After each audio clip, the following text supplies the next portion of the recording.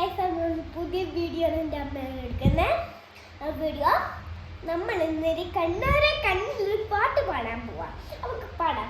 കണ്ണാര കണ്ണിൽ കണ്ണാര കണ്ണിൽ എങ്ങുമേ